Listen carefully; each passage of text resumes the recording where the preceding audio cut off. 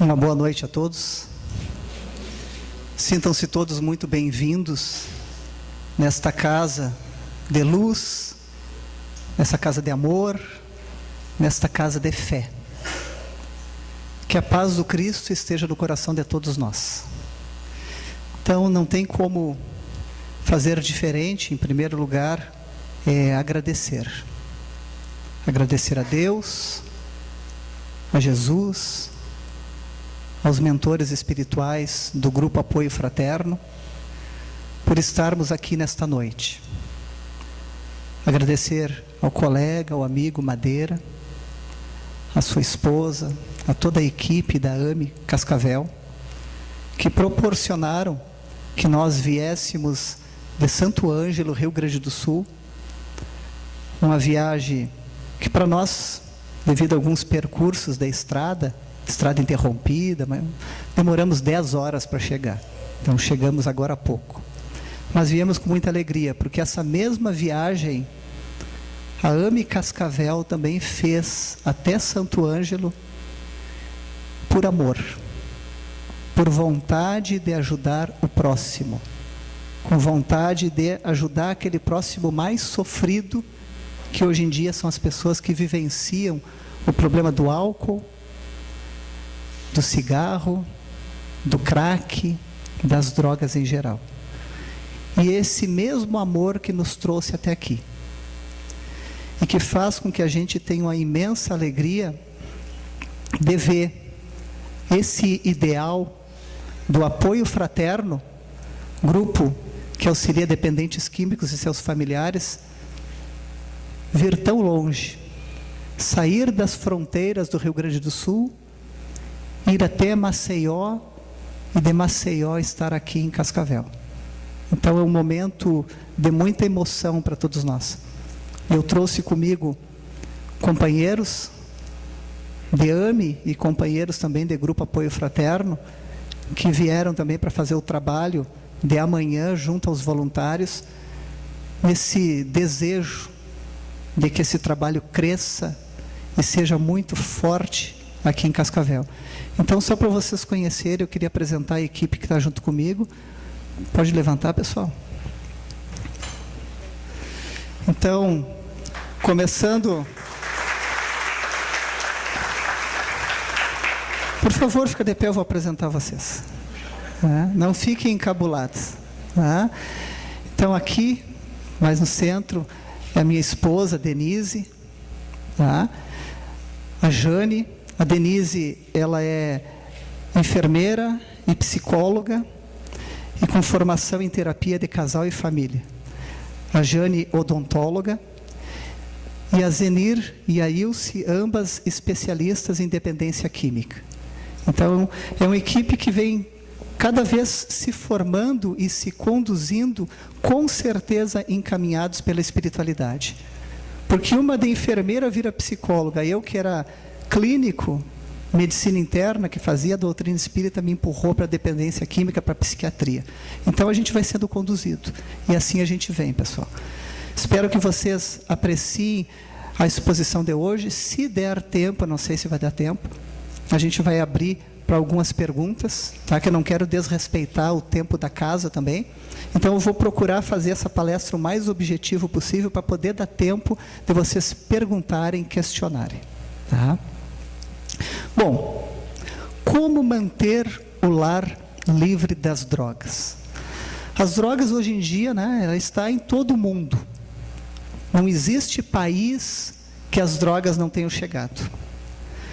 Não existe estado de qualquer um desses países que a droga não tenha chegado. Chegou em todas as cidades também. Então é uma realidade de todos. E cada vez mais nós estamos envolvidos com algum tipo de substância química. Sejam as lícitas ou sejam as ilícitas. O que são drogas lícitas? É o álcool e o cigarro. É legal, o governo não proíbe, as pessoas usam livremente. Não quer dizer que não tenham prejuízos. E as drogas ilícitas são as drogas que são proibidas pelo governo. Entre elas, maconha, que está sempre aquela discussão, aquela briga, né? Legaliza aqui, não legaliza, às vezes legaliza lá pela Europa, fazem testes por lá, legalizam agora aqui na América do Sul, e fala sempre, vão legalizar no Brasil ou não. E cocaína, crack e muitas outras, essas são as drogas ilícitas. Então nós vamos falar especificamente hoje sobre a grande epidemia do momento, que é o crack.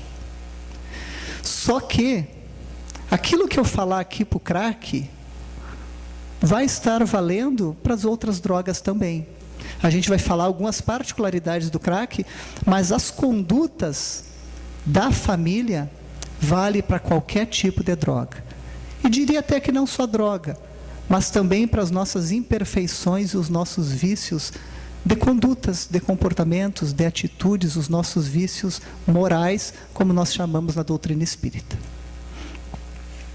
Deixa eu ver se eu me acerto aqui com o notebook.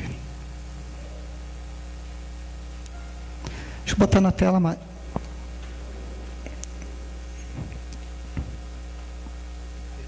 Não sei se tu quer passando para mim.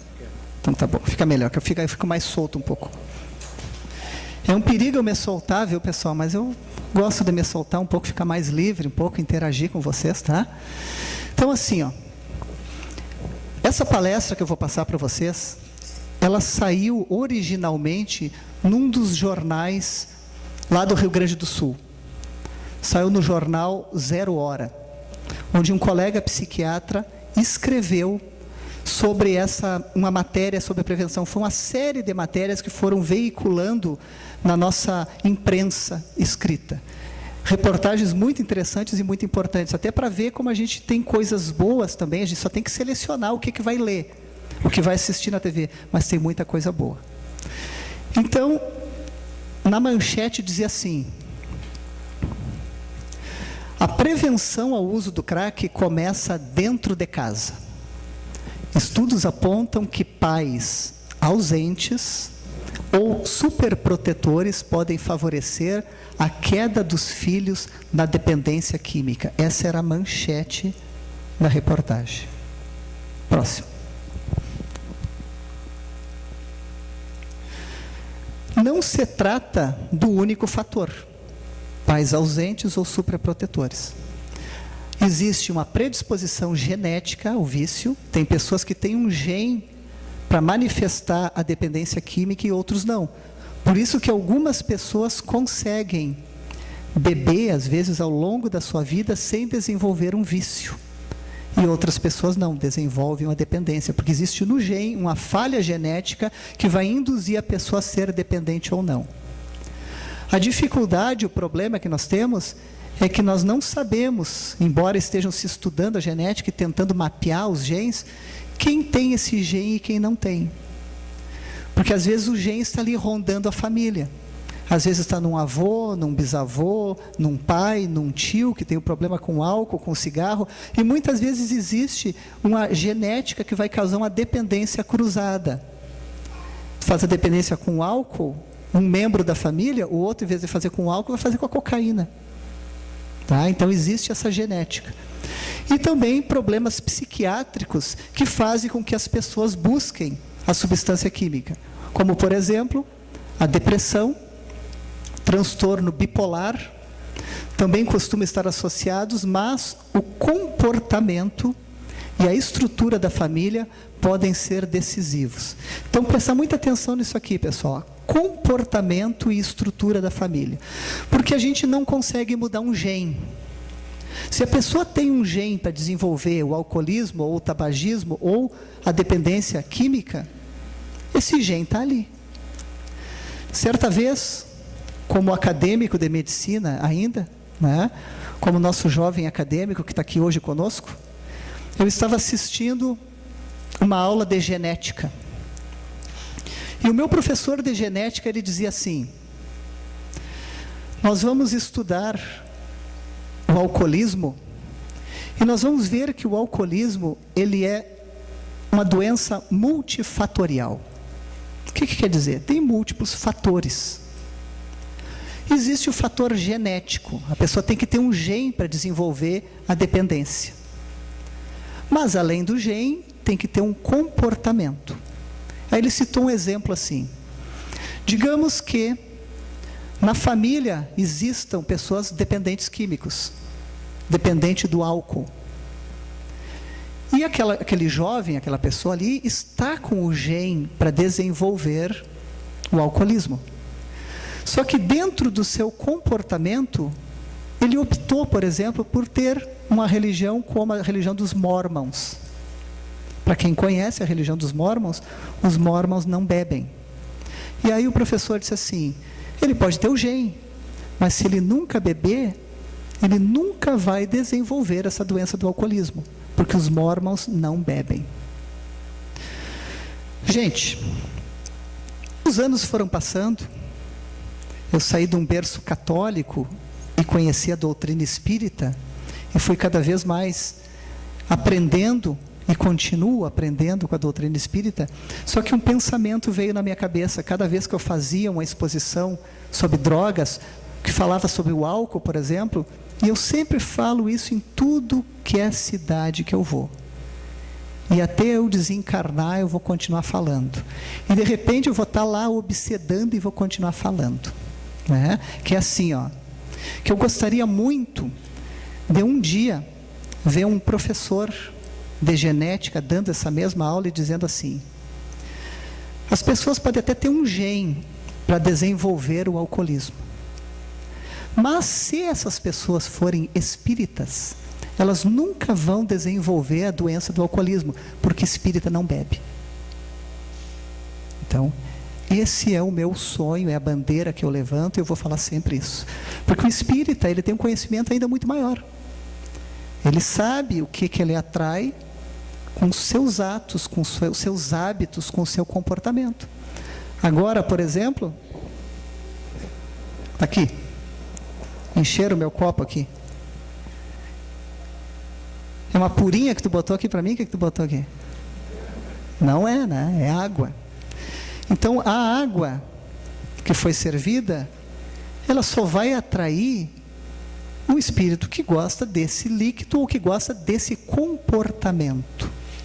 Agora, se fosse servido aqui para mim, ao invés da água, um cálice de vinho, cerveja, um destilado, que espírito queria se aproximar de mim para me assessorar?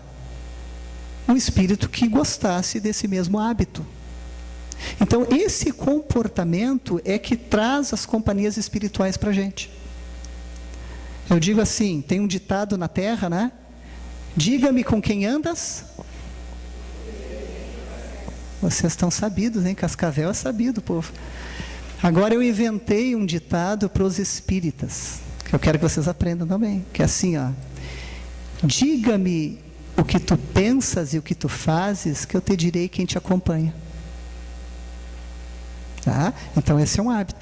Então esse comportamento, ele é decisivo para a família.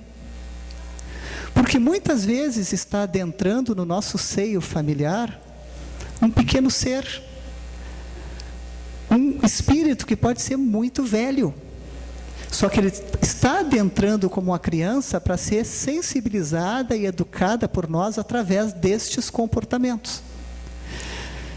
E muitas vezes eu não sei qual é a genética que esse espírito traz.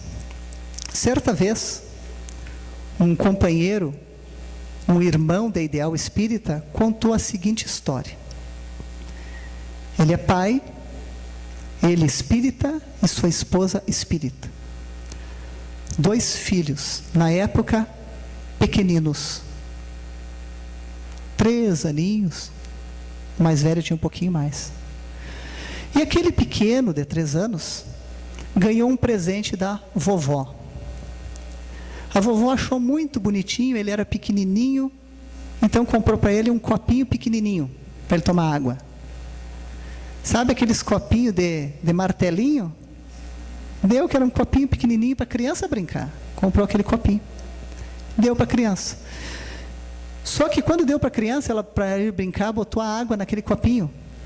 E a criança olhou para aquele copo pela primeira vez e estalou o beiço. Lá para o Rio Grande do Sul, o beiço é o lábio, né? Estalou o beiço e disse assim: eu gosto disso. O que vocês acham? Disso o quê? O que vocês acham? Ele olhou e viu o que ali? Bebida alcoólica. Só que esses pais, por serem espíritas e terem esse conhecimento, que aquele espírito que nunca tinha visto aquele copo na vida, estava falando do álcool, eles entenderam que eram experiências já de outras vidas. O que eles fizeram? Imediatamente tiraram a bebida de dentro de casa. Por amor e por responsabilidade da missão dos pais.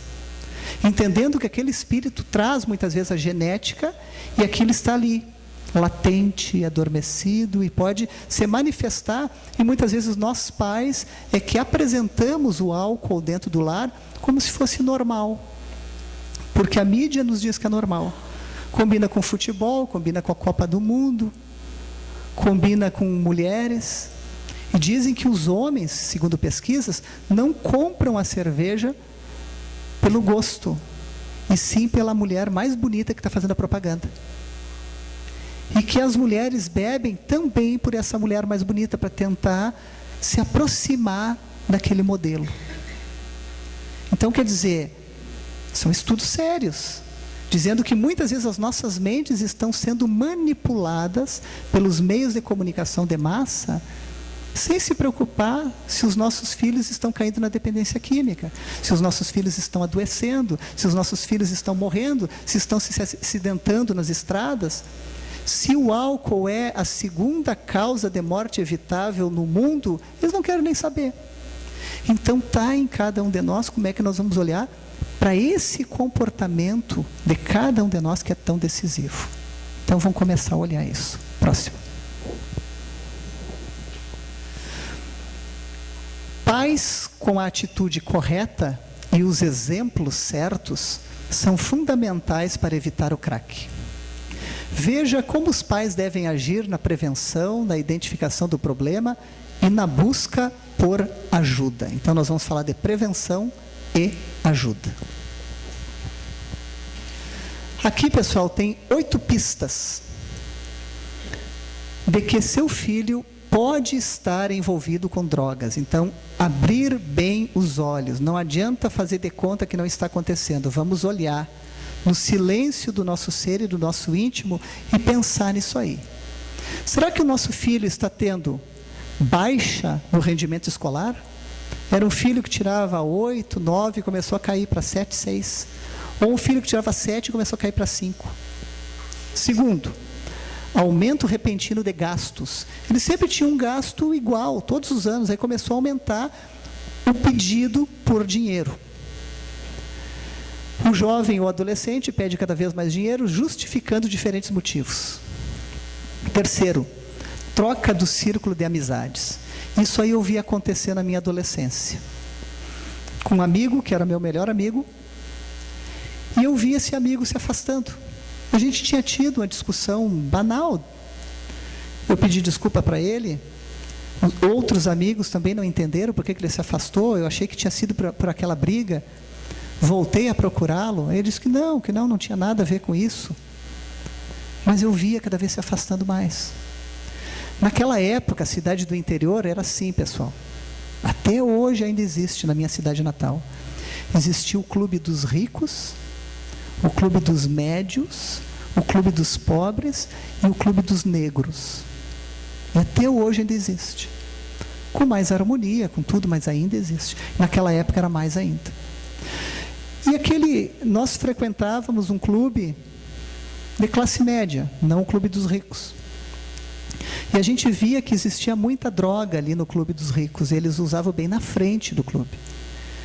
E eu comecei a ver esse nosso amigo, atravessando a rua e começando a fazer aquelas amizades.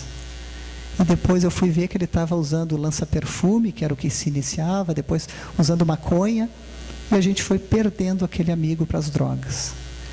Então, os pais, como é que observam isso? Começam a ver que estão vindo amigos diferentes daqueles antigos amigos da infância. Não é preconceito, pessoal, mas às vezes vê pessoas mal encaradas, pessoas desleixadas com sua aparência, pessoas emagrecidas, pessoas que tu vê assim, não, mas para aí, não era a amizade que o meu filho tinha. Então, isso é uma pista, sim.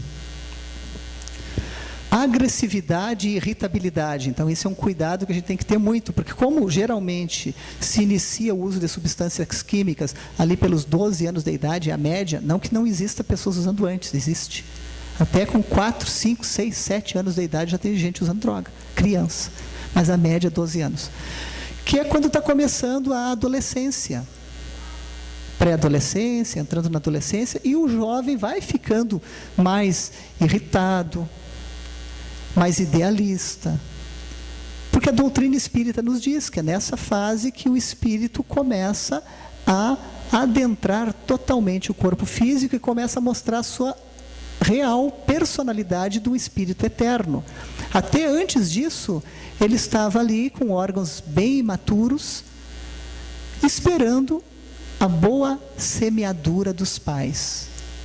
Para depois, quando eclode a adolescência, ele já ter sido trabalhado pelos pais. E às vezes os pais confundem, que não, isso é da adolescência, está irritado da adolescência, isso é da adolescência. Só que tudo tem limite. Às vezes era um filho que era completamente dócil, que mudou totalmente seu comportamento. Porque a substância química, ela age na região frontal, essa região aqui bem da testa, numa região chamada região pré-frontal, que é a região mais nova do nosso cérebro. É uma região que é responsável pelo nosso comportamento, pelos nossos limites, pela nossa adequação. Nesse momento, o que eu vejo? Olhando para a plateia, eu vejo pessoas adequadamente sentadas, eu vejo pessoas adequadamente vestidas, eu vejo pessoas que estão adequadas ao clima, adequadas a tudo, completamente adequadas. Isso quem faz é essa região pré-frontal. E quando a gente bebe, esse frontal é como se ele adormecesse. E aí a gente vai ficando inadequado. O nosso comportamento modifica. Porque vai começando a se manifestar o centro do nosso cérebro, que ele é mais antigo, que é chamado de cérebro reptiliano. Que é um cérebro igual a que todos os animais têm. Ali está o centro da raiva, da fome, sexo. Por isso que em adormecendo essa região e se manifestando essa outra, a gente vê muitas vezes a pessoa começa a beber e começa a ficar agressiva, porque solta a raiva. Começa a beber e começa a chorar, porque esse centro emocional se manifestou também. E a pessoa vai ficando inadequada. Aquela pessoa que é mais introvertida, mais tímida, parece que ela solta os bichos todos. Vamos fazer uma comparação? Vamos imaginar que aqui não fosse um centro espírita, que aqui fosse um salão de festas normais, que em seguida aqui ia começar um grande baile, uma grande festa, e que as pessoas foram chegando. Uma festa bem arrumada, todo mundo engravatado, que nem eu estou hoje, né? Que eu vim aqui assim desse jeito, passar esse calor por causa de vocês. Tá? Eu gostaria de estar de bermuda e de chinelo, mas aí ia ficar muito esquisito, vocês iam me botar a correr daqui. Então, por isso que eu vim assim. Mas digamos que todo mundo veio dessa forma para cá. As mulheres tudo de longo, vestidos lindos, sapatos de salto, aquele biquinho bem fininho que dói nos dedos. As mulheres eram tudo assim, bem apertadinho, mas também belas. Todos comportados. Meia hora depois, entrou a bebida e o pessoal começou a beber. O que acontece com o homem engravatado? Afrouxa a gravata? Antes da gente afrouxar a gravata, a gente faz uma coisa antes. O que a gente faz? Madeira, me ajuda. Antes de afrouxar a gravata. Não. A gente solta aquele último botãozinho que tem aqui. A gente começa a se irritar com aquele botão, soltou ele. E depois vai afrouxando a gravata, que a minha esposa diz assim, isso é horrível. Ou tu bota a gravata ou tu não bota. Tu não desabotou aquele botão. Fica feio, então ele não desabotou. Né? Mas o homem faz isso. Depois ele começa a afrouxar a gravata. E a mulher, o que a mulher faz? Danadas, né? Vocês já fizeram isso, né? As mulheres tiram o sapato, é isso mesmo. E elas torcem para que a toalha seja igual a essa aqui, ó, bem comprida, para que ninguém veja os pés dela sem sapato, para não passar fiasco. Né? Mas elas tiram.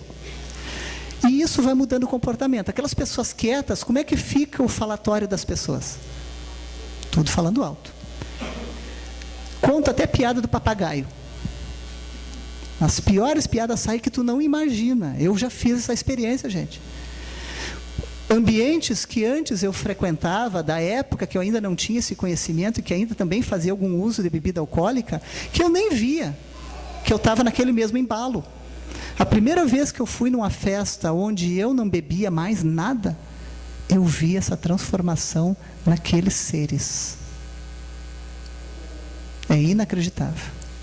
Façam essa experiência e aí não bebam nunca mais. Tá? Bom, gente, então isso aí vai mudando o comportamento de todo mundo. E isso muda o comportamento jovem. Então não tem como dizer que tudo é da adolescência, porque o comportamento fica totalmente transformado. Bom, além disso, ocorre um emagrecimento acentuado e descasos com cuidados básicos de higiene. E às vezes também isso confunde a gente. Porque a gente acha que é o estirão do crescimento que tem na adolescência também, que eles espicham e ficam magros. Só que não dá para se auto-enganar. Porque o usuário de crack, ele fica quase que pele e osso. Tá? Então não tem como a gente querer fechar os olhos para isso.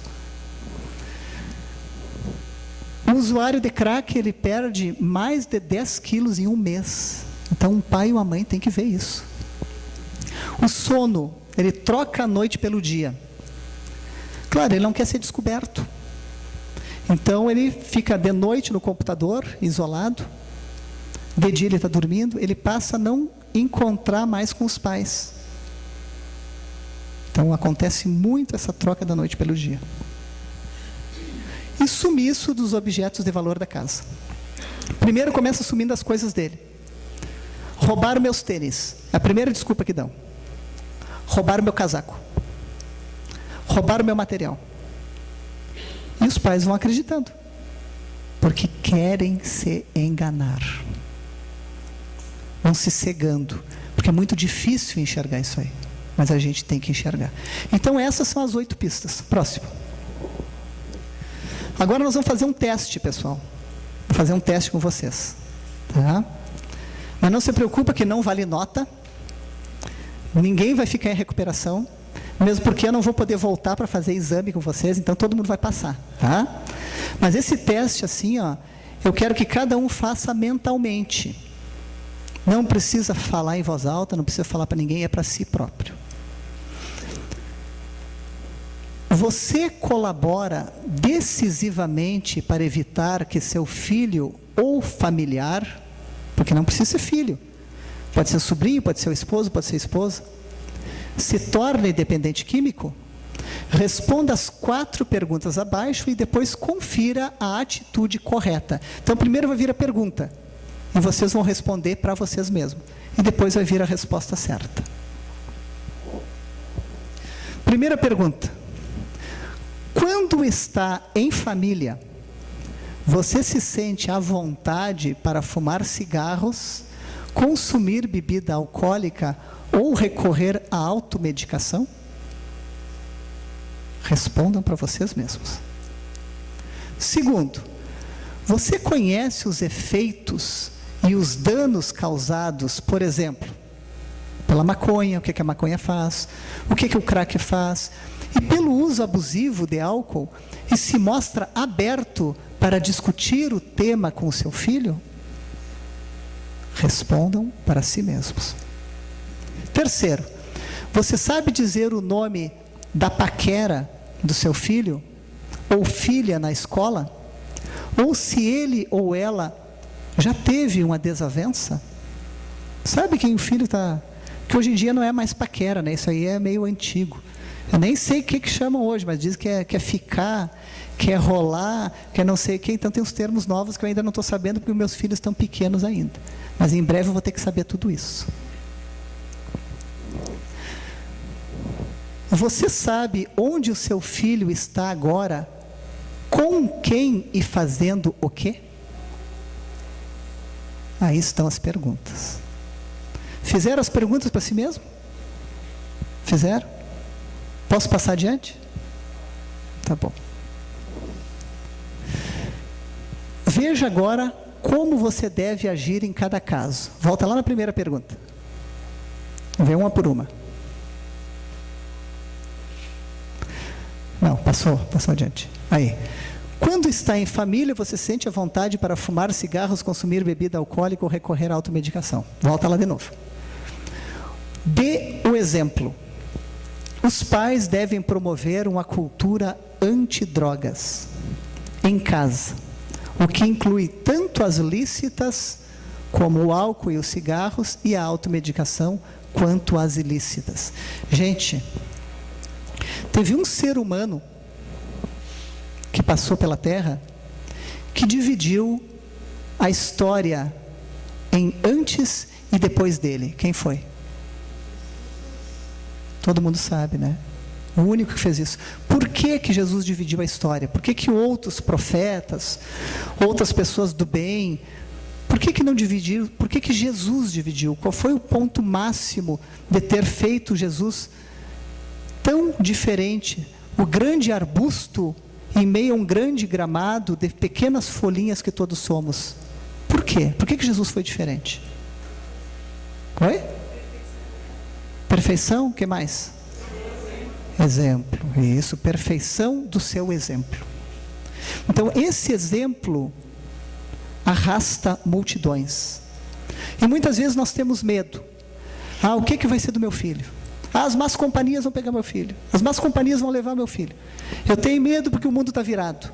Gente, nós não precisaríamos ter medo se nós dessemos o exemplo.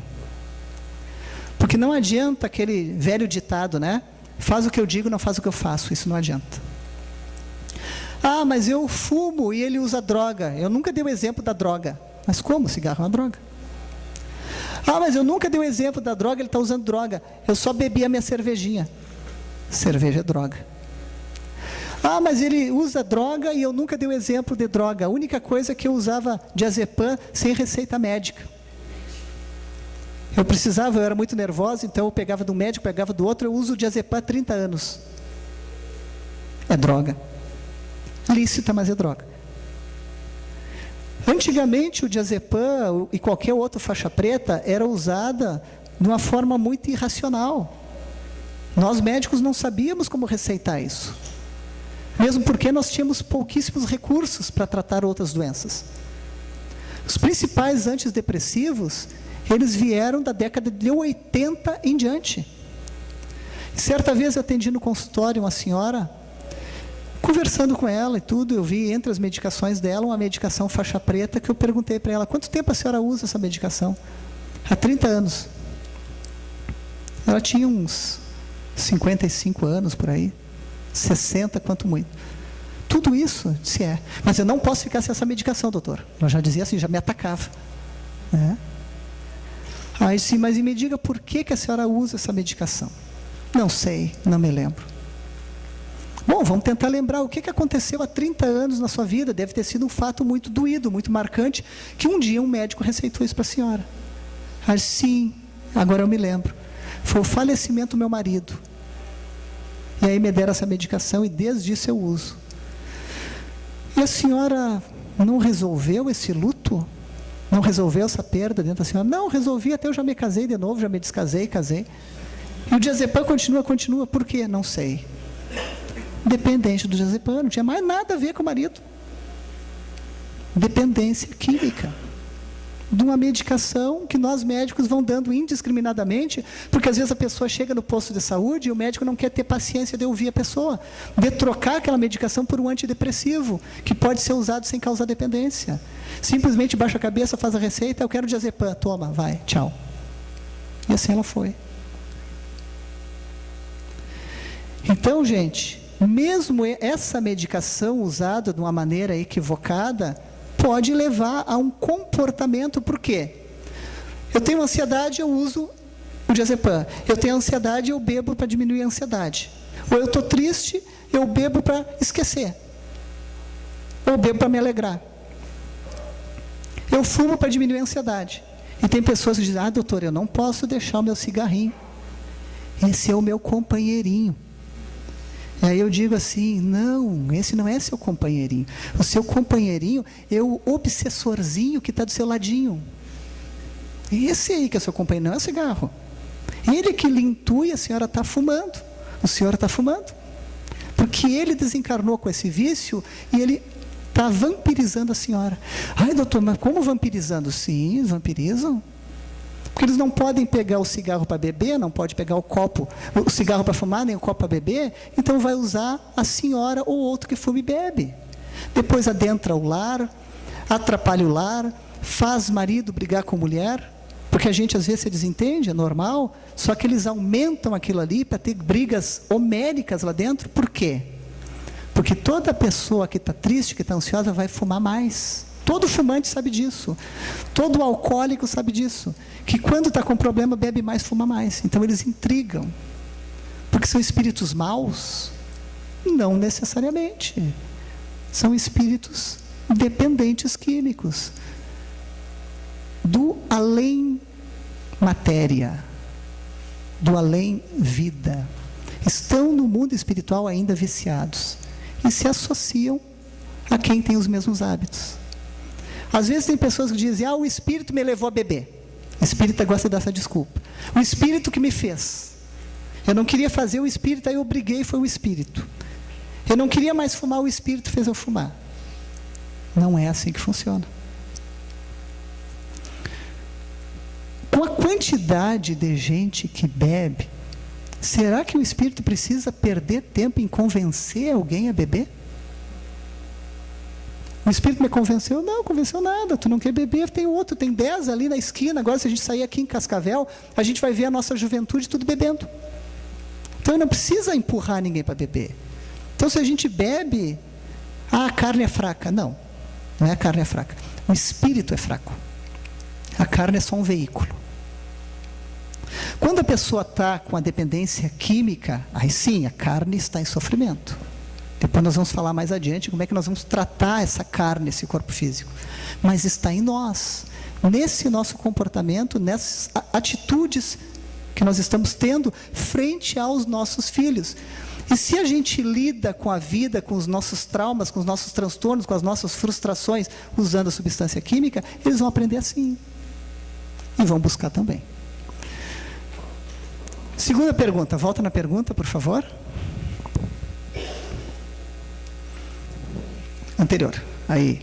Você conhece os efeitos, os danos causados pelas drogas e discute isso com o filho? Vamos lá.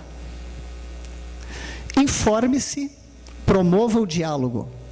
Os pais devem se informar sobre os danos causados pelas drogas, para poder alertar os filhos sobre os riscos e as consequências que elas implicam.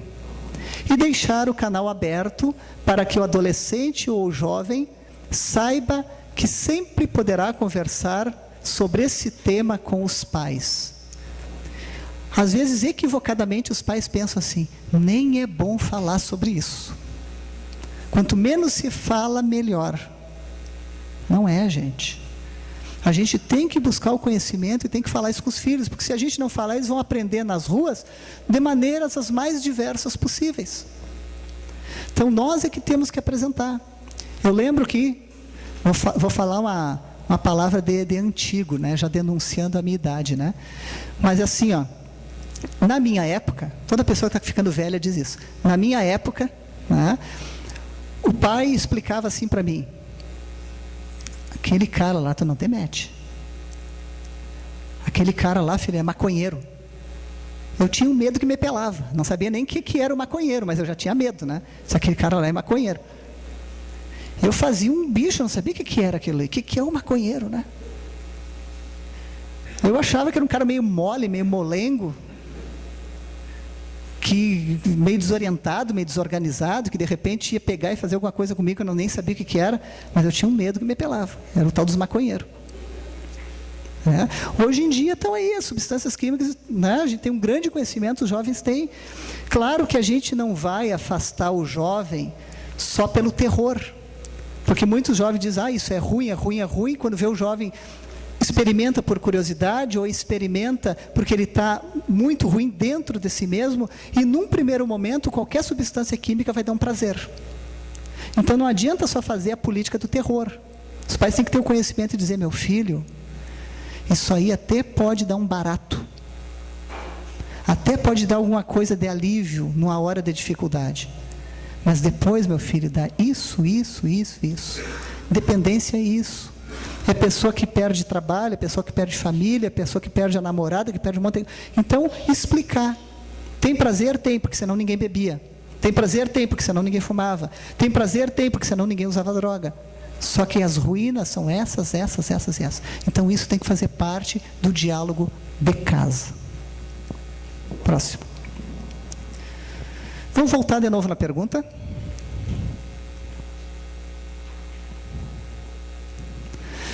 Você sabe dizer o nome da paquera do seu filho ou filha na escola, ou se ele ou ela já teve uma desavença?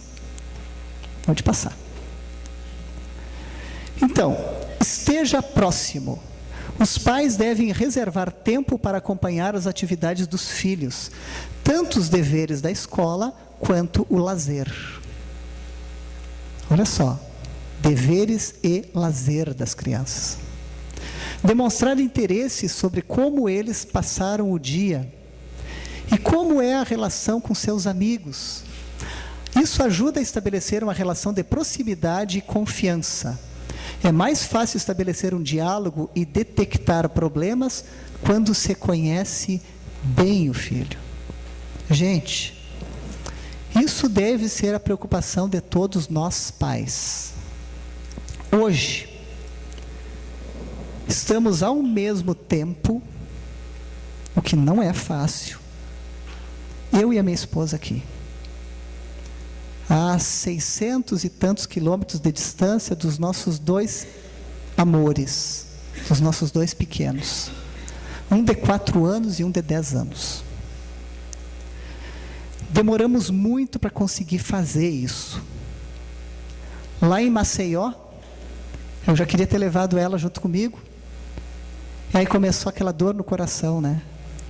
Até antes um pouquinho de comprar passagem. Vamos. Eles se dão bem com os avós, vão ficar com os avós. Aí começou, mas ele tinha 2 anos, o menor. E aí tanto eu quanto ela disse, não dá, né? Não dá. Eu não vou ficar bem. Eu também não vou ficar bem. Então, querida, eu te mando uma foto de Maceió, tá? Vou me comportar. Tu me conhece, sou um cara comportado, mas não dá. Hoje a gente está conseguindo estar os dois aqui, porque o de 4 anos já consegue compreender, o de 10 anos é uma criança muito, muito tranquila, o de 4 também, só que estão com os avós, que eles amam de paixão os avós. Então a gente pode sair tranquilo para cá. Já ligamos umas quantas vezes, né, para saber, o coração da gente está sempre lá. Qualquer coisa a gente se vai o mais rápido possível. Mas isso é a preocupação de todos os pais. Estava conversando com a nossa anfitriã, vindo para cá, ela dizendo a mesma coisa. A gente fica, né, com o movimento espírita que a gente ama, o movimento espírita que vai nos exigindo tanto, mas a gente fica, mas eles são crianças. Eles precisam de mim, mãe. Eles são crianças, eles precisam de mim, pai. Como é que vamos fazer? Eu já fui dividindo o meu carinho, o meu amor com a minha anfitriã e dizendo assim, a gente só tem que acertar o ponto certo, que é uma divisão entre a doutrina espírita, o nosso trabalho nesse mundo material, seja do médico, seja do professor, seja do assistente social, seja do biólogo, seja do trabalhador do comércio, seja de qualquer uma das profissões. A gente vai ter que dividir esse tempo muito bem dividido. Eu coloco assim 4 pilares. Um deles está a minha família. No outro está o trabalho.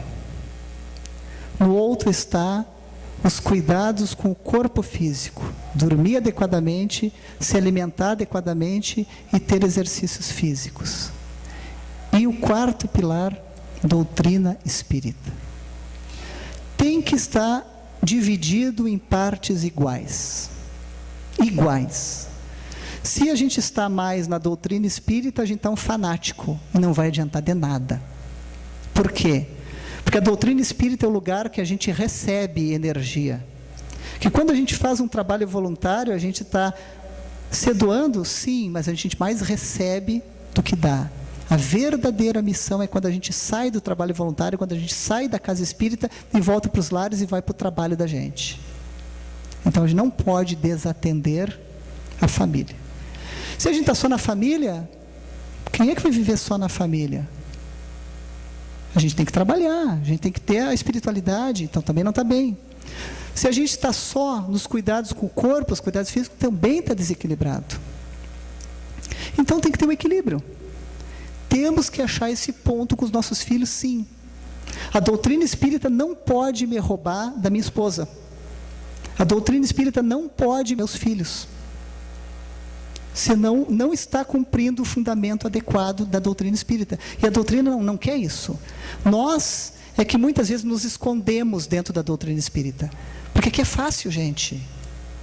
Aqui é o lugar mais fácil da gente estar. Aqui eu chego, as pessoas me tratam com amor, me tratam com carinho. Por estar vindo de fora, o carinho é redobrado, a gente se sente muito bem com a energia de vocês. Só que isso é para eu receber, para eu sair lá e trabalhar, não posso viver só nisso. Então, equilíbrio, tá? Essa proximidade aí com os filhos é que vai nos ajudar em muitas coisas, a prevenir muitas coisas. E tem uma história que eu gosto de contar, que é de um homem que ele chegava em casa e o filho pequeno sempre queria vir brincar com ele.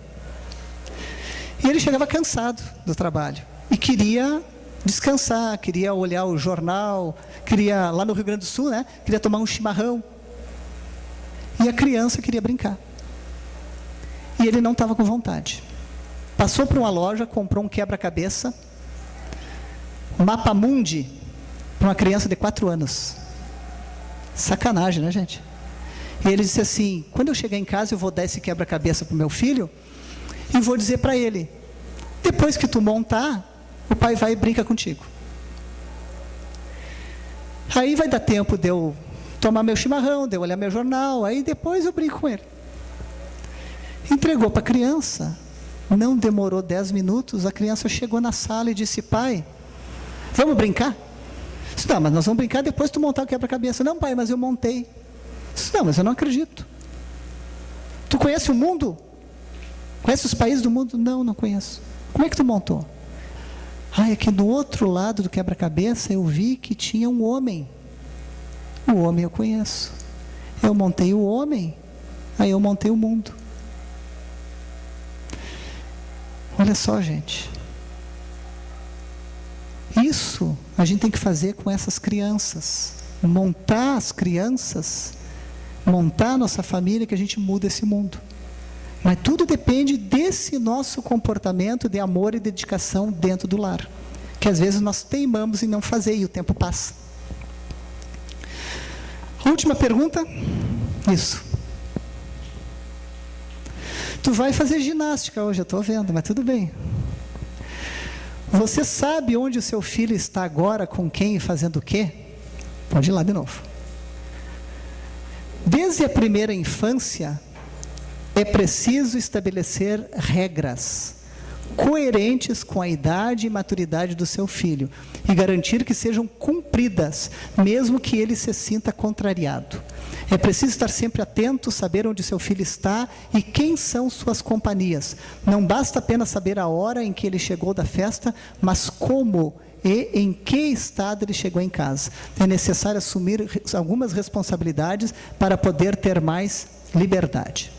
Tem uma pesquisa que foi feita, pesquisadores, estudiosos, que acompanharam famílias e acompanharam jovens pré-adolescentes, entrando na adolescência, e conversando com essas famílias, eles perguntaram: vocês aceitam participar de uma pesquisa?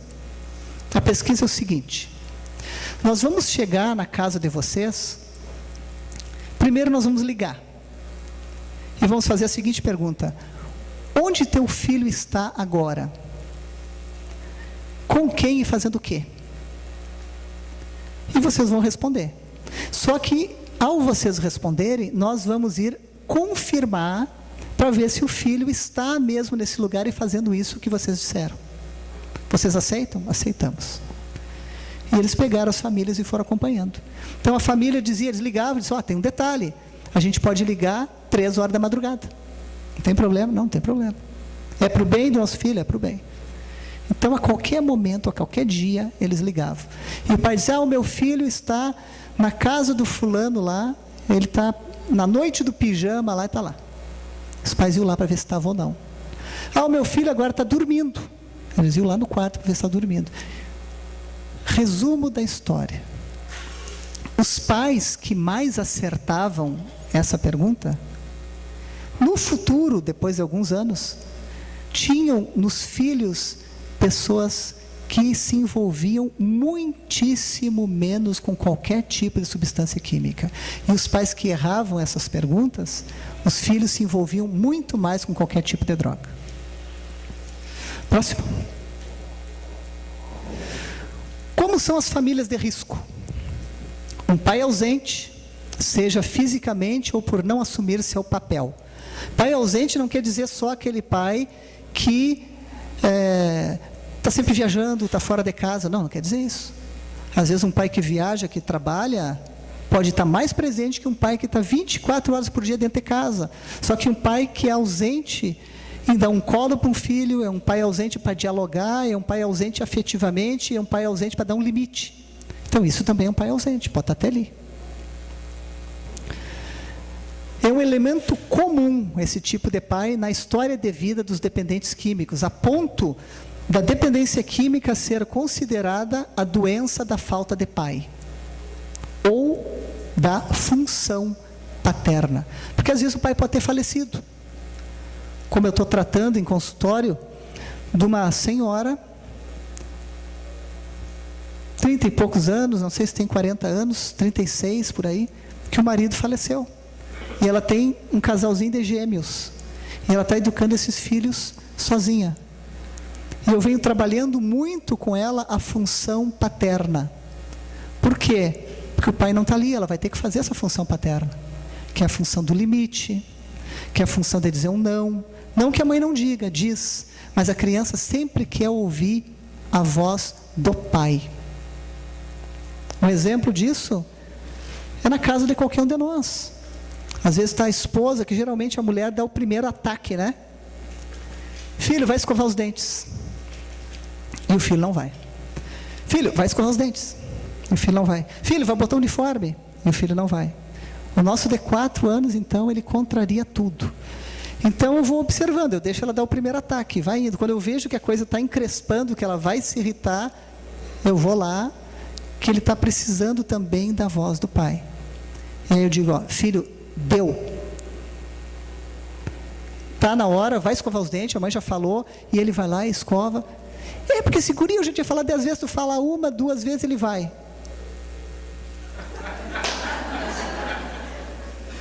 Olha o tamanho do muque. Não tem nada a ver com isso, gente. Olha, bem magrinho, bem pequenininho, não tem nada a ver com isso, né? Tem a ver porque o pai é o terceiro da relação.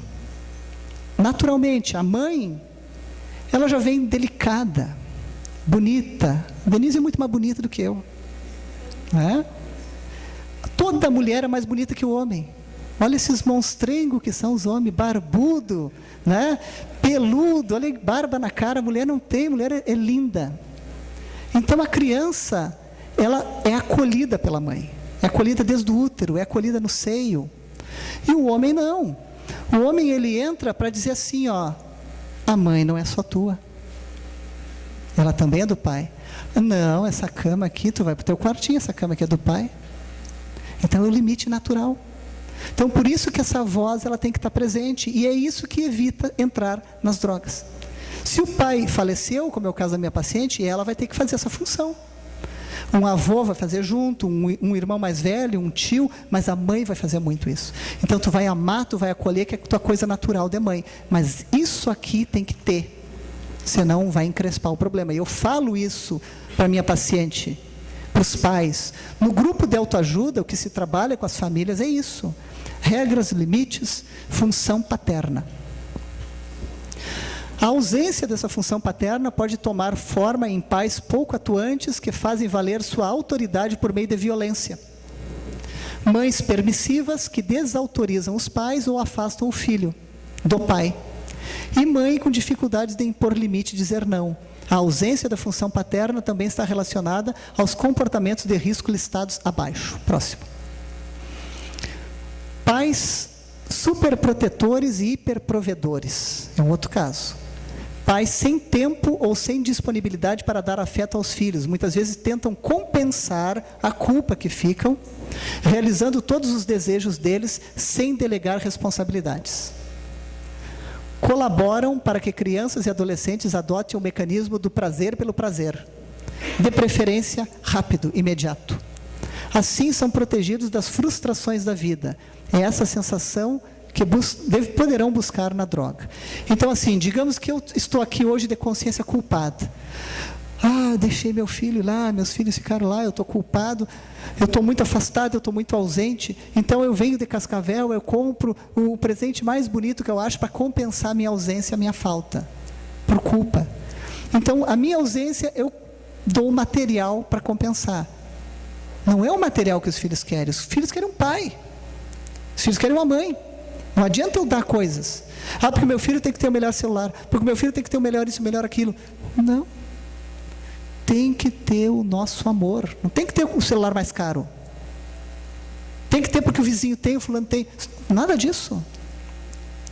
Pode ter as coisas? Pode ter. Mas a gente não precisa se escabelar para isso. O principal é a nossa presença, é nosso amor, é nosso afeto, é o nosso limite. E a gente não precisa se culpar e querer compensar. Porque aí eles vão ficar assim, eu tenho uma tristeza, eu vou ter que compensar com quem? Não é com afeto, eu nunca tive. É com alguma coisa. Bom, fiz vestibular, rodei no vestibular. Eu não sei lidar com isso, nunca aprendi, eu nunca tive o pai e a mãe para me ensinar. Ou eu corto os pulsos, ou eu vou ter que ter uma compensação material, que eu sempre tive o material. Só que quando a gente cresce, não adianta mais a boneca, a bicicleta, o celular, não satisfaz. Vai entrar o álcool, o cigarro e a droga, porque aí vai me aliviar, vai mascarar o meu problema. Eu uso uma maconha que entorpece o meu cérebro, que faz eu viajar daquele problema que eu não estou sabendo solucionar. Ou eu sou um depressivo, estou deprimido demais, eu vou escolher uma droga euforizante, que excita o sistema nervoso central, como a cocaína e o crack. Ou se eu fico muito nervoso, tenso, estressado com o problema que eu estou vivendo, não sei resolver, eu vou buscar uma droga que diminua esse estresse, essa ansiedade. Álcool. Por isso que existem vários tipos de droga, porque cada um pega um tipo de comportamento, um tipo de personalidade, e é isso que nós vamos nos defrontar sempre na sociedade e nos grupos apoio fraterno. Inversão de papéis. Filhos precisam de pais, não de amigos. Se não existe hierarquia, a família torna-se um terreno indiferenciado, sem certo, sem errado, tudo indefinido, fértil para as drogas. E um dia desses eu estava abrindo a porta do meu consultório para chamar uma paciente, que vinha numa melancolia, numa tristeza, sempre para baixo, e uma pessoa que eu já estava vendo assim, que infelizmente pode dar a melhor medicação para ela, pode indicar o melhor psicólogo para ela, para fazer parte da equipe, para ajudar.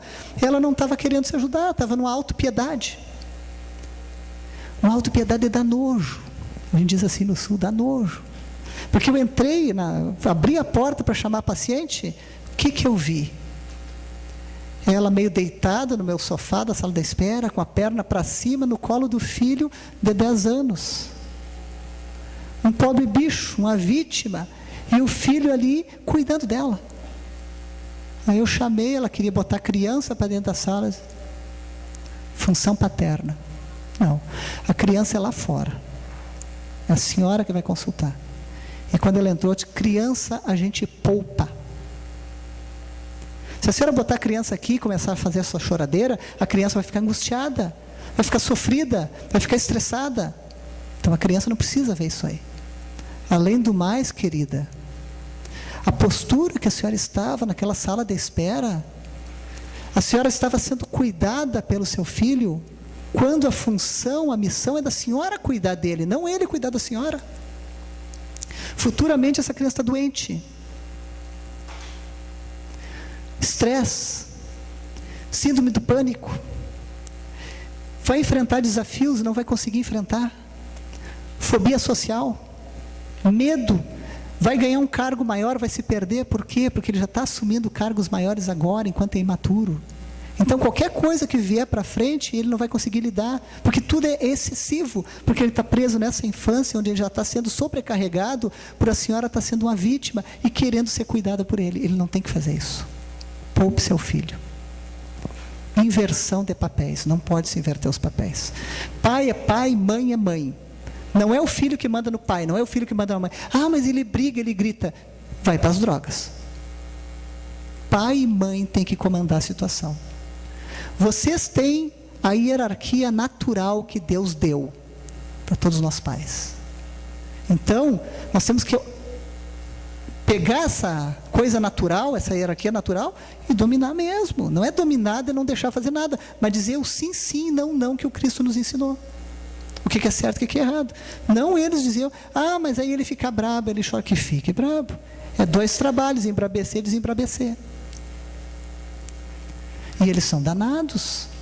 Olha, o nosso pequenininho de 4 anos, a gente está passando os cortados ali. Porque ele desafia tudo. Então, foi conversando, foi falando grosso, e foi falando alto, e foi dando um castigo, e não deu. E uma hora chegou a levar umas palmadas, e não deu. Disse, olha, não vai dar. Porque não está adiantando nada. Aí eu disse para minha esposa, eu vou fazer uma tática diferente com ele. Não sei se vai dar certo, mas vou fazer diferente. Ele contraria tudo, eu vou começar a contrariar ele. Ele contrariou e disse assim, olha filho, eu vou te dizer uma coisa. A próxima vez que tu me pedir alguma coisa, o pai vai te contrariar. E foi, passou, esqueceu. Pai, vamos jogar bola? Não. Aí ficou me olhando, que assim, vou jogar, né? Disse, não. Tu estava me contrariando, então eu também estou te contrariando. Ele foi, não deu bola. Quando veio de novo, pai, tu me bota na cacunda? Disse, não. Porque eu estava brincando com o irmão dele na cacunda. Disse, não, você está teimoso, o pai também vai ser teimoso contigo. Saiu o irmão dele, ficou com pena dele. Eu também, gente, por dentro, obviamente que eu queria estar brincando com ele. Eu amo, mas não dava. Aí passou um tempo, ele entrou por lá, e ele veio choramingando. Pai, desculpe. É, filho? Tu está arrependido, filho? Tu não vai teimar mais, filho? Não. Então tá bom, então vem na cacunda do pai e vamos brincar. Gente, querida, tá melhor ou não tá? Tá melhor, né? Ela não me deixa mentir sozinho. Ela veio treinada para isso. Vamos na próxima? Vício de pai para filho. Muitos dependentes deram continuidade ao exemplo de casa, com pais, tios, avós ou irmãos alcoolistas ou viciados em drogas lícitas e ilícitas. O aprendizado de crianças e adolescentes de como resolver conflitos e lidar com frustrações também se baseia nos exemplos na família. Isso eu já falei bastante. Eu só vou contar uma historinha para ilustrar. Eu estava atendendo um jovem que ele me disse, doutor, eu vou chamar o meu pai para o senhor atender. O meu pai está fumando demais e ele está se destruindo com cigarro e ele tem que parar de fumar. Eu quero que o senhor ajude ele. Marcamos e um dia lá ele trouxe o pai. Vou pegar uma água, pessoal.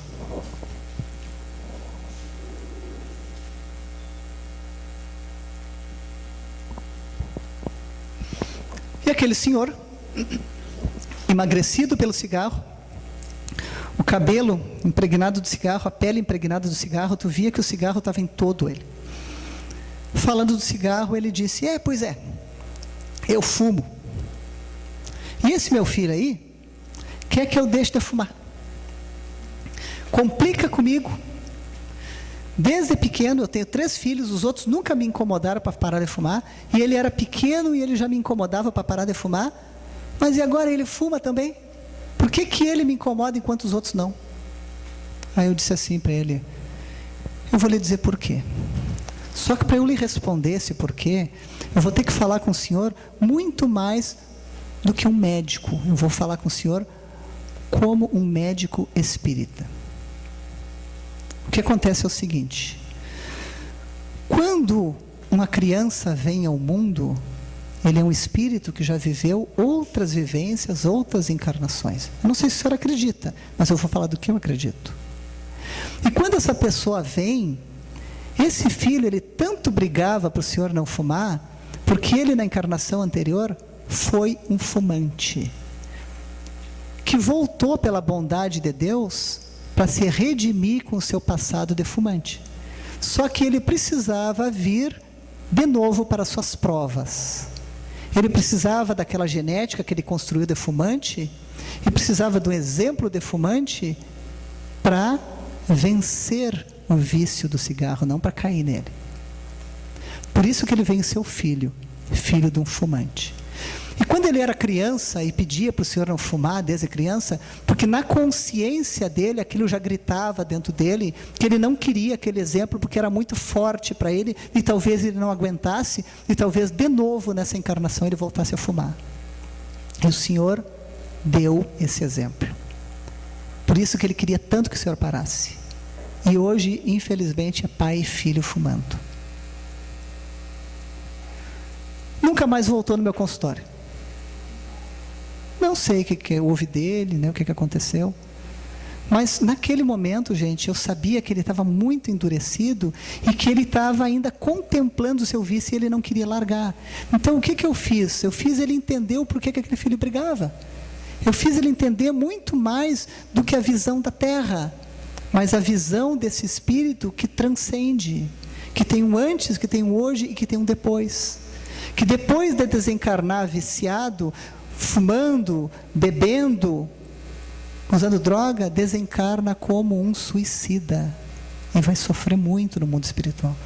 Então isso muitas vezes a gente tem que dizer com todas as letras, com tudo que a nossa doutrina nos ensina, para ver se ajuda alguém, mesmo correndo o risco desse paciente nos odiar naquele momento e não voltar mais.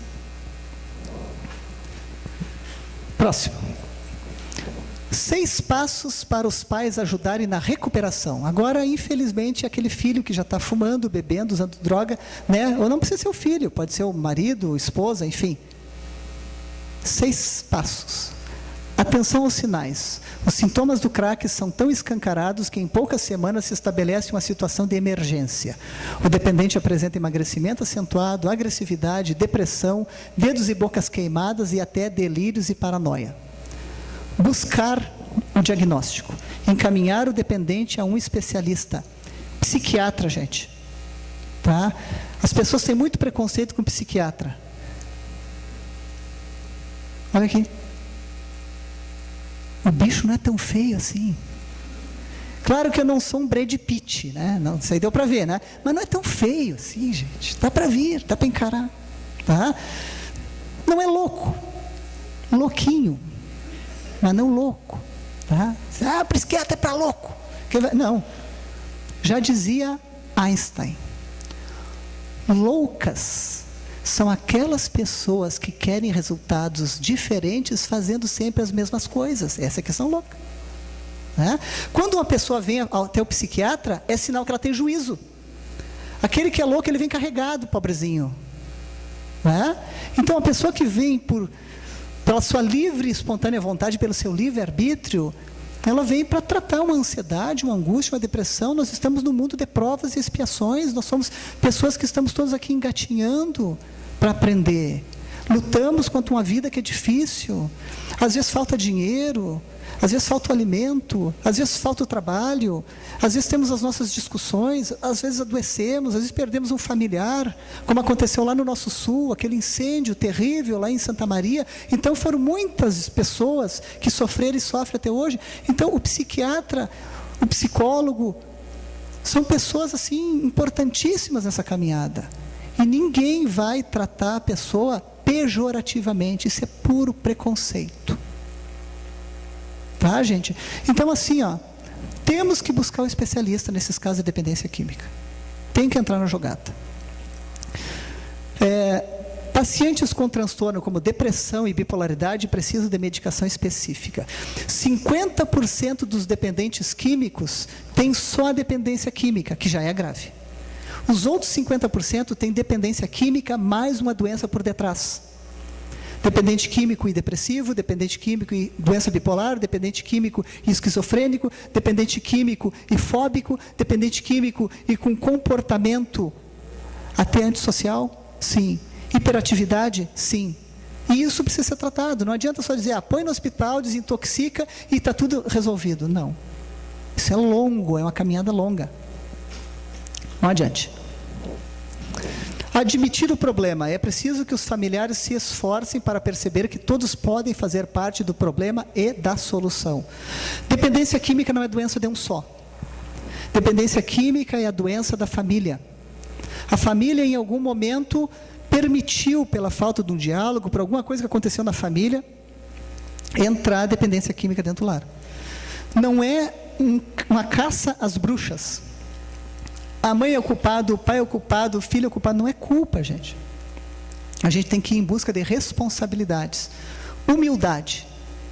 Nós temos que nos humildar para saber o que eu tenho que melhorar. Está dentro do meu lar? O que eu tenho que fazer para aprender com isso? Olhar o passado não para me culpar, mas sim para eu me erguer, saber onde é que está o equívoco e fazer melhor daqui para frente. Que nem fez Paulo de Tarso, do caminho de Damasco. Perseguia os cristãos, matava os cristãos, enfim. Quando encontrou Jesus no caminho de Damasco e viu que Cristo era verdadeiro, caiu ali cego do cavalo. Ele podia ter se culpado por ter visto que Cristo era verdadeiro, mas ao invés disso ele disse: Senhor, o que queres que eu faça? Então o pai, a mãe, enfim, eu tenho que saber assim, o que eu tenho que fazer? Já que não está dando certo, vamos fazer algo melhor. Simplesmente isso. Doença da família. Superar as culpas, né? Lidar com o dependente químico é um aprendizado. Essas situações provocam angústia na família. Também é comum pais darem dinheiro aos filhos ou enchê-los de presentes se eles se dispuserem a se internar, o que atrapalha a recuperação. É assim, funciona da seguinte maneira: meu filho, se tu parar de usar droga, eu te dou um celular novo. Bom, vou continuar usando droga, porque eu estou usando droga e estou ganhando.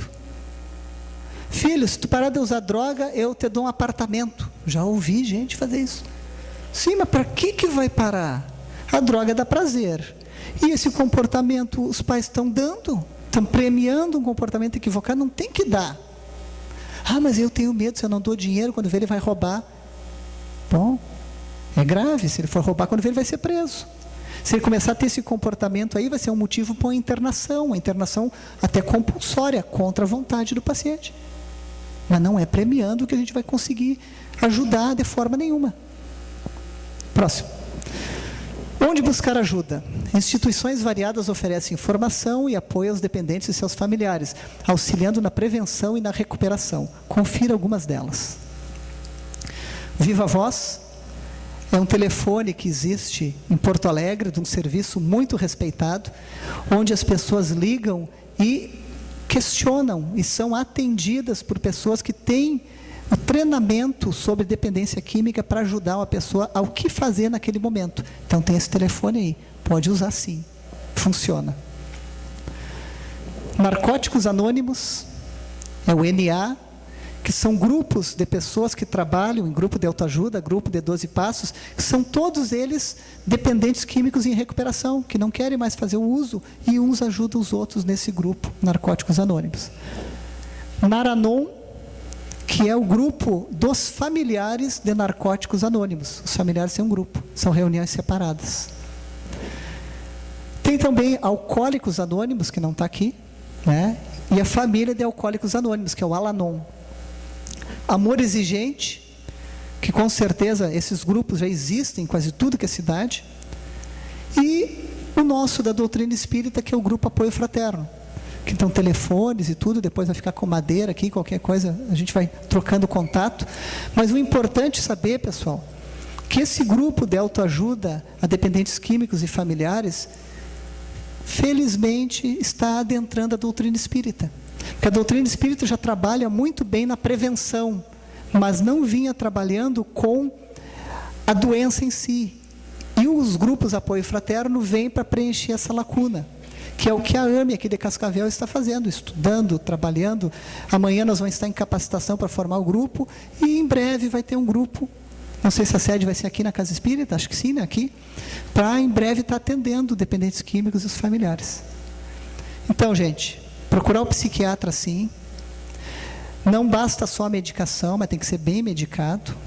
Além da medicação, psicoterapia, que em alguns casos o próprio psiquiatra faz, mas em outros, psiquiatra que só usa a medicação, ele vai encaminhar para uma psicóloga e vai trabalhar até 2 vezes por semana a psicóloga com o dependente químico. Para trabalhar a família, tem psicólogas, que é, por exemplo, a especialização da Denise, que trabalha com o casal e trabalha com a família, então vai trabalhar toda a família. Além disso, os grupos de autoajuda têm que fazer parte da caminhada. Em alguns momentos, a pessoa em estados graves, que é o uso do crack, ou a cocaína em altas dosagens, ou o álcool cronicamente, a pessoa tem que passar por um período hospitalar de desintoxicação. Depois da desintoxicação, muitos podem ter que ir para uma comunidade terapêutica para fazer um tratamento de 9 meses internado numa fazenda, onde as famílias vão visitando aquele que está internado de mês em mês, mas ele fica lá. E depois, a partir do 5º mês, ele vai visitar a família em casa, passa 5 dias em casa e volta para a fazenda, fica mais 1 mês e depois volta, até fechar os 9 meses, uma visita em casa, que é a ressocialização. E dentro dos grupos de autoajuda, todo mundo vai aprendendo. Além disso, espiritualidade. Não vai dar tempo da gente falar sobre isso hoje, mas a fé, como Jesus já disse, remove montanhas. E tanto na prevenção, quanto no tratamento, toda pessoa que frequenta pelo menos 1 vez por semana, ela se mantém afastada do álcool, do cigarro, das outras drogas, previne a entrada e também ajuda a pessoa a se recuperar mais rápido. A gente sabe também pelo que André Luiz nos traz, através da psicografia do Chico, que aquela pessoa que começa a frequentar os grupos de apoio, que começa a frequentar a casa espírita, os obsessores vão sendo afastados, porque a própria pessoa está buscando a mudança do seu comportamento, está buscando a mudança das suas ondas vibratórias e não vai estar atraindo mais porque mudou o hábito. Se aquilo é sincero, é verdadeiro, bom, vai se afastar do obsessor. Então, por isso a frequência, os grupos de autoajuda e a casa espírita. Gente, poderíamos falar muito mais, mas vou encerrar por causa do nosso horário, tá? Eu vou tocar uma música para vocês e depois eu vou abrir para perguntas para vocês. Eu trouxe lá de Santo Ângelo os livros do apoio fraterno, que pode ser adquirido para vocês, porque eles servem para um dia as pessoas que quiserem participar do grupo, que estão vivenciando o problema, ou pessoas que querem se prevenir, pais que querem conhecer mais sobre as drogas, para conversar com seus filhos, para manter esse diálogo ali. Tem as principais drogas, estão ali no livro, de uma maneira bem simples, não é linguagem técnica complicada, é acessível para todo mundo entender. Então serve como prevenção e tudo está lá, tá? Não é caro, gente, são R$15 cada livro. E os CDs de música, músicas como eu toquei no início, música que eu vou tocar agora também para vocês, tá? Que é uma música diferente dentro da doutrina espírita. Vou só fazer uma perguntinha assim para conhecer um pouquinho vocês. Tem algum gaúcho aqui? Mas credo, quase metade aqui é gaúcho. Que bom, me senti mais ainda em casa, né? E os outros com vergonha, ou de Quaraí aí dizendo, né? Você soube que é de Quaraí, né? Oi. Olha aí, isso aí, estávamos lá. Que bom te ver de novo aí, que legal. Então, assim, ó, para a gauchada e para os nossos irmãos paranaenses, quem é que já ouviu falar de shot, milonga, valsa, vaneira, bugio, né? Esse ritmo assim? Pois é, esses CDs que eu trago é a mensagem espírita com esses ritmos. Tá?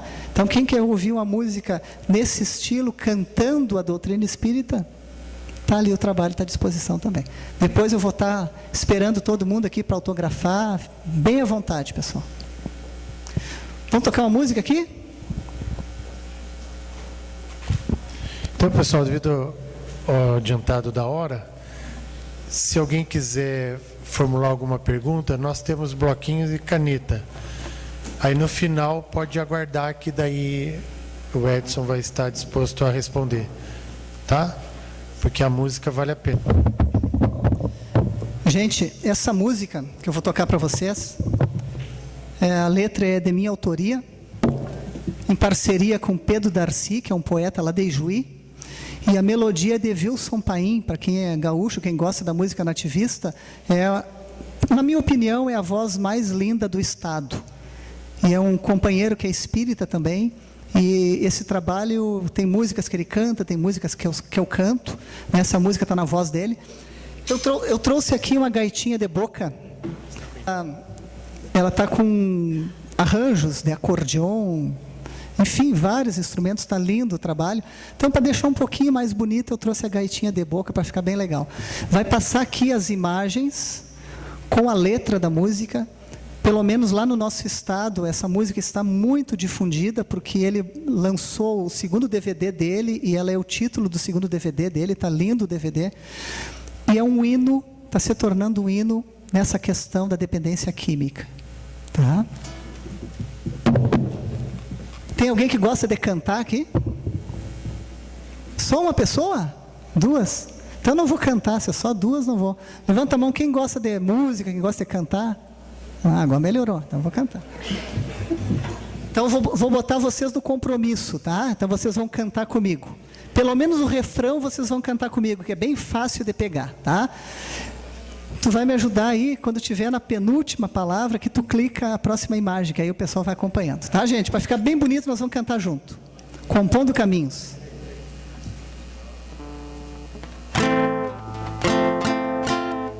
Você achou?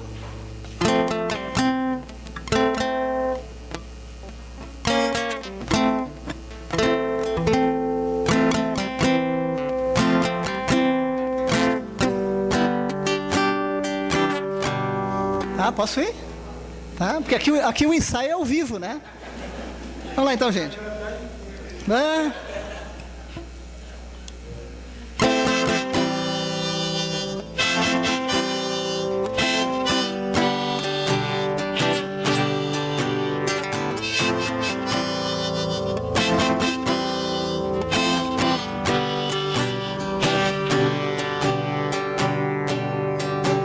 Tentei ser dono do meu universo, andei disperso só pensando em mim. Buscava alegrias, prazer, diversão, mas insano e triste beirava meu fim. Arruinei família, trabalho e moral, e a boa amizade também se perdeu. Só quem passou por essa experiência sabe o que é a droga e o quanto sofreu. Só quem passou por essa experiência sabe o que é a droga e o quanto sofreu. Quero cheirar nada mais do que flores, pedras apenas compondo caminhos. Ervas são aquelas que curam feridas da vida rosa e não mais o espinho. Quero ouvir vocês, hein? Quero cheirar nada mais do que flores, pedras apenas compondo caminhos. Ervas são aquelas que curam feridas da vida. Tá bonito.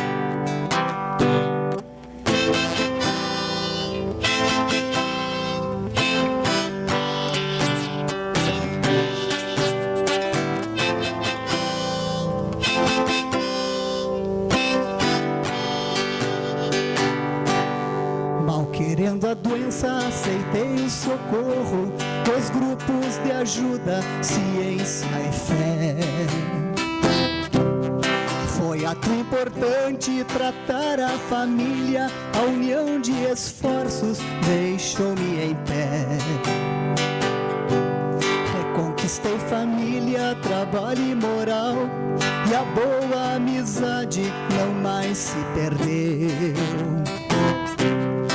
Só quem passou por essa experiência sabe o que é a droga e o quanto sofreu. Só quem passou por essa experiência sabe o que é a droga e o quanto sofreu. Quero cheirar nada mais do que flores, pedras apenas compondo caminhos. Ervas são aquelas que curam feridas da vida rosa e não mais do espinho. Bem alto agora. Quero cheirar pedras,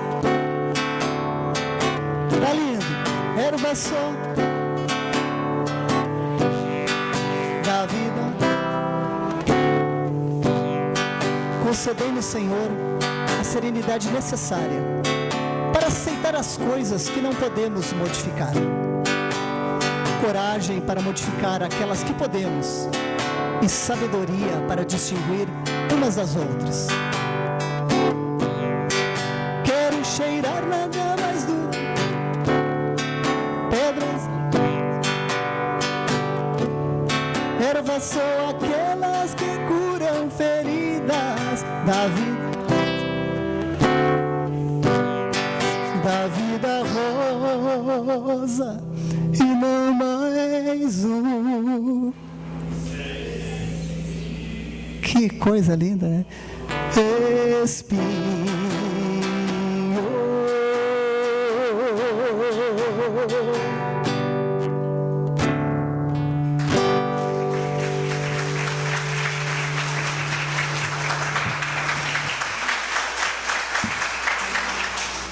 Não sabia que o povo de Cascavel, né, se juntando com essa gauchada, ficava tão afinado assim.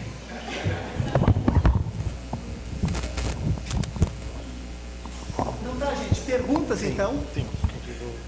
Certo. Tem uma pergunta aqui. Qual o horário das reuniões e qual o horário dos atendimentos? Como que posso ser atendido? Suponho que é para a AME Cascavel essa pergunta, então eu vou responder. O horário das reuniões vai ser às 19 horas, com o término às 20h30. Abertura dos portões antes das 19, fechamento às 19, né? E até às 8h30. Com relação ao dia da semana, a princípio, nós da AME Cascavel já nos acertamos que será nas sextas-feiras, tá? Isso vai ser confirmado porque nós vamos começar a atender a partir de maio. Porque abril, nós temos muita atividade agora em abril e nós não vamos conseguir, que tem feriado no meio do mês. E como posso ser atendido? Aqui na Casa Espírita e junto à 10ª União Regional Espírita, essas informações vão estar em todas as casas. Aí é só procurar-nos aqui no A Caminho da Luz e vir para as reuniões, tá? Se eu não respondi, eu estou à disposição depois. Tem uma pergunta para o Edson. Meu filho é dependente, 15 anos, já estou no meu limite. Essa é a realidade, pessoal. Tá? E é por isso que a gente fez todo esse esforço que não é esforço, né? A gente diz que a gente está aqui, está trabalhando para Deus, trabalhando para Jesus, trabalhando irmanados com a AME Cascavel, né? Porque essa é a realidade. A realidade é de pais que sofrem muito, é muito difícil saber qual é o sofrimento maior, se o sofrimento maior é do dependente ou se é do familiar, porque ambos sofrem muito. Então, o que fazer? Eu não entendi muito bem se o jovem tem 15 anos ou ele está há 15 anos na dependência química. Mas não importa se tem 15 anos ou está há 15 anos. Está há 15 anos, tá. Isso, então tá bem. Então assim, quando uma pessoa está numa caminhada das drogas, não importa o tempo. Se é 1 ano, se é 2 anos, se é 15 anos. A gente tem que buscar o recurso, sim. Então, como foi colocado aqui, o recurso é não só para o jovem, mas para a família toda. Vai ter a abertura do grupo Apoio Fraterno aqui, então a família vai poder participar das reuniões, onde vai estar cada vez mais sabendo como se posicionar, porque é um aprendizado. Não existe mágica, pessoal. É um trabalho sério, é um trabalho de aprendizado. Se a pessoa está há 15 anos usando drogas, a gente tem que pensar assim, a pessoa tem uma crítica dessa doença, ela aceita a doença, ela aceita um tratamento para essa doença ou não? Porque às vezes a pessoa aceita, às vezes não. Quando a pessoa aceita, é um pouco mais fácil, porque tu vai levar, a família leva a pessoa até o psiquiatra, vai junto a família até o psiquiatra vai ver se ela tem, além da dependência química, alguma outra doença que precisa tratar. Tem medicações que diminuem a vontade do uso da droga, diminuem a fissura. Tem medicações que servem para desintoxicar. Se o caso é grave, porque há 15 anos usando, então é um caso grave, provavelmente ele vai precisar de uma internação hospitalar. Então o médico encaminha para essa desintoxicação, que pode ser de 15, 20 até 30 dias no hospital, desintoxica e depois ele vai colocar num programa de tratamento. Quando o caso é muito grave, muitas vezes o médico já vai encaminhar direto para a comunidade terapêutica, para o tratamento de 9 meses lá. O ideal é que seja uma comunidade terapêutica que tenha técnicos lá, que tenha o assistente social, que tenha o psicólogo, que tenha o psiquiatra lá dentro para dar esse suporte, ou pelo menos uma fazenda que tenha uma referência onde essas pessoas vão fazer consultas para manter um acompanhamento dessa outra ferramenta que é da medicina, da psicologia, do assistente social. Além disso, enquanto o familiar está no hospital, depois para a fazenda, a família está trabalhando. A sua codependência, que é o seu sofrimento, nos grupos de autoajuda, pode também buscar o psiquiatra, porque está no limite, não está aguentando mais. Sim, então muitas vezes o familiar vai ser até medicado, porque pode estar deprimido demais, sofrido demais. Então, o cuidador também precisa de cuidado. Pai precisa de cuidado, mãe precisa de cuidado. Dentro dos grupos de autoajuda é um local de muito suporte, de muito alívio, de muito cuidado. As famílias se sentem reforçadas. Por quê? Porque no grupo de autoajuda tu vê casos semelhantes, casos até piores que o da gente, e casos de pessoas que estão dando muito certo. Então isso vai sendo construído nesse grupo Apoio Fraterno daqui de Cascavel, que é o que a gente vê já há mais de 10 anos acontecendo lá em Santo Ângelo. Tá? Então apoio para o dependente e apoio para a família. Psiquiatra para todos. E o psiquiatra vai gerenciar isso aí para ver para onde que vai encaminhar. Às vezes, mas não é tão grave, não precisa internação hospitalar. Então ele vai tratar a nível de consultório, os CAPs, que é o Centro de Atendimento Psicossocial, buscar a rede também social. Às vezes a pessoa diz, eu não tenho condições de ir num consultório, eu não tenho convênio, ou não tenho dinheiro para pagar uma consulta particular. Mas hoje tem o Centro de Atendimento, que é os CAPs. Vão até lá também para ser orientados, ser ajudados. Tem tratamento tanto para o dependente quanto para a família. Então tem que buscar os recursos, não tem outro caminho. Buscar muito uma religião, todo mundo tem que ter uma religião. Fazer uma vez por semana. Muitas vezes, mas o meu familiar não quer. Eu vou no grupo, mas ele não quer. Então comece a família indo, porque a família vai aprendendo, se fortalecendo, em seguida ele vem para o grupo. Mas eu tinha que internar, o médico falou, mas ele não aceita. Então pega uma internação compulsória. Como é que é isso? Vai até o médico, conta a história, doutor, o caso é isso, é um caso grave, há 15 anos, O que o médico vai fazer? Ele vai dar um pedido de internação hospitalar. Não fala nada para ele, vai até o defensor público. Está aqui, doutor, eu estou com um encaminhamento do doutor para internar meu filho dependente químico que está grave, está aqui. O defensor público vai organizar isso aí, vai ter uns diazinhos, que é a parte burocrática, 2, 3 dias, chega o oficial de justiça lá na casa e pega e interna. Mas ele vai ficar brabo. Não tem de ficar brabo. Olha o que nós falamos aqui, limite, ele está doente. Se ele ficar brabo, é melhor ele ficar brabo e são, é melhor ele ficar brabo e desintoxicar, porque daqui a 30 dias ele está agradecendo a família. Muito obrigado porque vocês me tiraram daquilo ali que eu ia morrer.